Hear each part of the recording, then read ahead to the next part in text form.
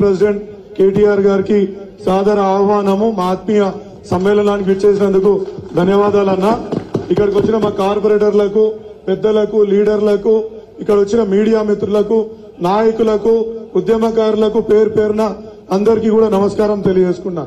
ఇవాళ నన్ను 50,000 ఓట్లతోటి ఇక్కడ గెలిపించిన మీ అందరికీ కూడా కృతజ్ఞత తెలియజేసుకుంటూ, మీ వెంబడి ఉండి మీకు ఏదైతే ఆశయంతో నన్ను గెలిపించుకున్నారో తప్పకుండా ఆశయ సాధనకు ముందుకు కదులుతానని మీకు తెలియజేసుకుంటున్నాను.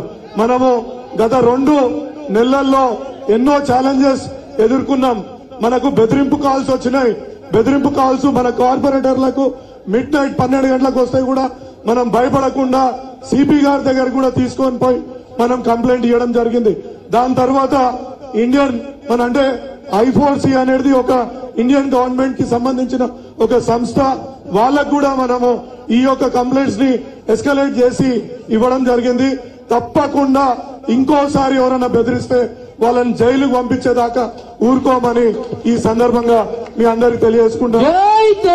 అదే విధంగా ఇంకా మనకు జేఎల్ఎస్ నగర్ లో ఎప్పుడో మే జూన్ లో వాళ్ళకి నోటీసులు వస్తే అవి నట్టి పెట్టుకొని మన జనవరిలో వాళ్ళకి నోటీసులు ఇవ్వడం జరిగింది. ఎవరైతే మన పార్టీకి బీఆర్ఎస్ పార్టీకి పనిచేసిండ్రో వాళ్ళకే ఇచ్చి వాళ్ళ ఇంటికి తాళాలు కూడా వేపించిండ్రన్న. ఆ తాళాలను కూడా పగిలా కొట్టించి వాళ్ళకి స్టే ఆర్డర్ తెప్పించి వాళ్ళని మళ్ళీ అదే ఇళ్లలో కూడా పెట్టడం జరిగింది. అదే విధంగా నెరెడ్మెట్ లో మన స్ట్రీట్ వెండర్స్ కి వాళ్ళు స్ట్రీట్ వెండర్ ఉన్న పలంగా వాళ్ళ చుట్టుముట్టున్న వాళ్ళందరూ మనకు ఓటేసినందుకు వాళ్ళని కూడా డిస్టర్బ్ చేసి వాళ్ళ షాపులన్నీ ధ్వంసం చేస్తే వాళ్ళని కూడా 4 గంటలు కమిషనర్ ఆఫీస్ ముంగడ ధర్నా చేసి వాళ్ళకి మళ్ళీ ఆ తాళం ఇప్పించేదాకా అక్కడి నుంచి కదలకుండా పోరాటం కూడా చేయడం జరిగింది. ఎన్ని కేసులు పెట్టుకున్నా, ఎన్ని ఆటంకాలు ఎదుర్కొన్నా మీ పక్షాన నిలబడడానికి నేను కేటీఆర్ అన్న ఇక్కడున్న మన నాయకులందరూ కూడా నిలబడతారని తెలియజేస్తున్నా. అదే విధంగా ఇక్కడ ఒక మంచి ఒక సంస్కృతి ఉంది అన్న. చికెన్ షాప్ ఓనర్స్ ఒక అసోసియేషన్ ఉంది. వాళ్ళు ఎవ్రీ 500 మీటర్లకే ఒక చికెన్ షాప్ పెట్టుకోవాలని ఒక తీర్మానం చేసుకున్నారు. ఇంతలో కూడా ఒక కార్పొరేట్ శక్తులు వచ్చి వాళ్ళు కూడా మధ్యలో పెట్టుకుంటా అంటే రోడ్డు మీద బైఠాయించి వాళ్ళని కూడా ఆపినాం.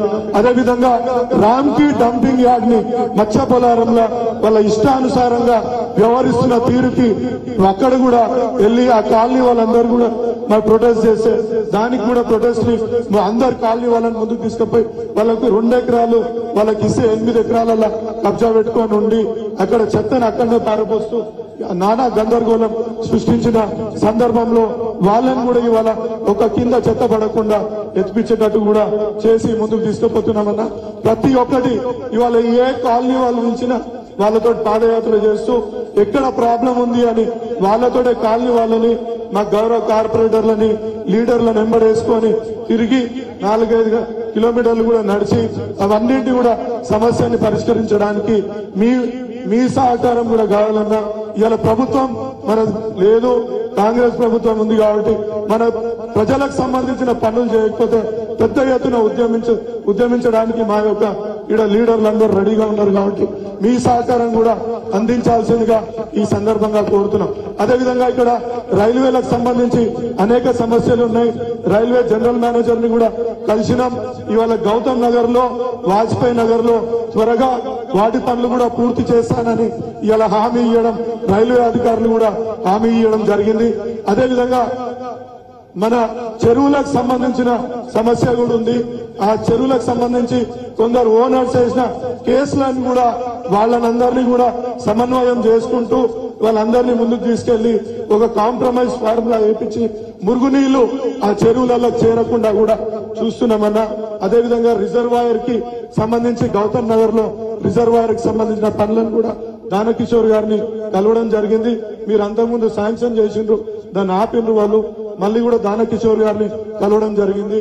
ఏ పనికైనా ముందుకు తీసుకుపోతానని మీ సమక్షంలో మా యొక్క మల్కాజ్గిరి నియోజకవర్గ ప్రజలందరికీ కూడా నేను హామీ ఇస్తున్నాను. ఇంకొకటి, రాబోయేది ఎన్నికల కాలం, మన లోక్సభ ఎన్నికలు వస్తున్నాయి కాబట్టి చాలా అప్రమత్తంతో మనం వ్యవహరించాల్సిన అవసరం ఎంతైనా ఉంది. ఇప్పుడు మనకు ఒక రాము యాదవ్ గారు ఒక కార్పొరేటర్ మనకు ఒక వినతి పత్రం తీసుకొని వచ్చి మనకిస్తారు. ఆ వినతి పత్రం ఎమ్మెల్యేకి ఇస్తారు. ఎమ్మెల్యే తీసుకెళ్లి ఎంపీకి ఇచ్చి రైల్వేలు అయ్యా రైల్వేలతో మాకు ఈ సమస్యలు ఉన్నాయి, మాకు ఇది పూర్తి చేయాలనేది మనం ఇది ఒక చైన్ సర్కిల్ ని విడగొట్టుకుంటే మనకే ఇబ్బంది.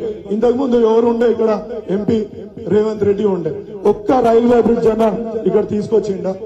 కాబట్టి మీరందరూ ఆలోచించాలా. ఆలోచించి మనకు చాలా మంది చెప్తుండ్రు, అరే సెంట్రల్ లో మనకేం పని, మనకే పని ఉంటది. ఇప్పుడు మన అవసరాలు ఎవరో కాంగ్రెస్ వాళ్ళు బీజేపీ వాళ్ళు వస్తే వాళ్ళకు ఎవరు చెప్పాలి?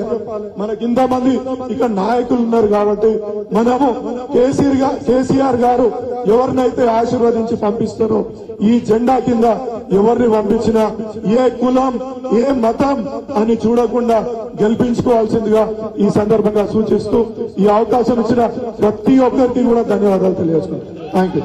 జై తెలంగాణ. జై కేటీఆర్. జై కేటీఆర్.